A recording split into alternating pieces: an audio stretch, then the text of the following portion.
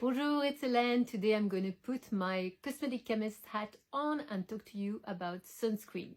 First, we're going to talk about SPF, then the difference between the sunscreen that you found in Europe and the ones that you find in America. And last, I will be kind of talking about a few of my favorite sunscreen that you can find on the market. Okay, let's start with SPF.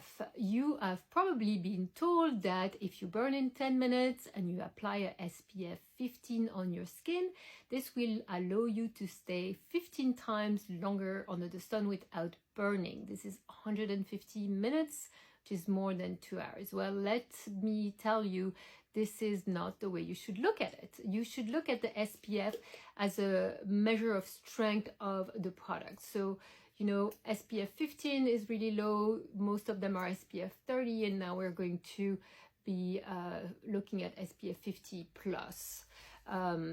What you need to understand first is your phototype.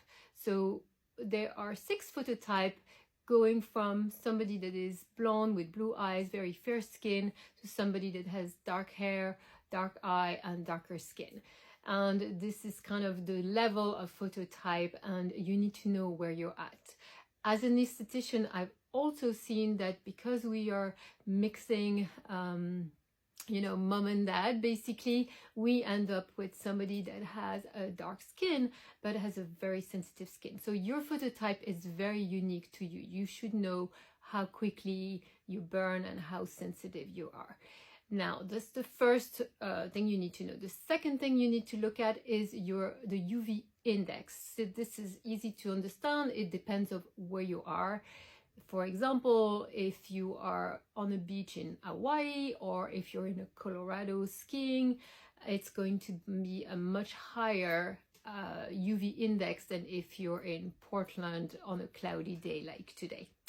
And so this should kind of give you a good idea. So for example, if you are going to Colorado and you're going skiing and you are a phototype 1, you're going to need to look at a very high index. Now that's one thing, but then you need to make sure you are going to apply the correct amount of sunscreen on your body. And this is kind of how we test the SPF with a certain amount of sunscreen when we do the test, so in vivo or in vitro. And basically the amount of sunscreen we use or we recommend using would be between 6 to 8 teaspoons for the entire body. So this is a lot of sunscreen. Most of us only put half of it, and we're only kind of half protected. The last thing that is important is to reapply the sunscreen.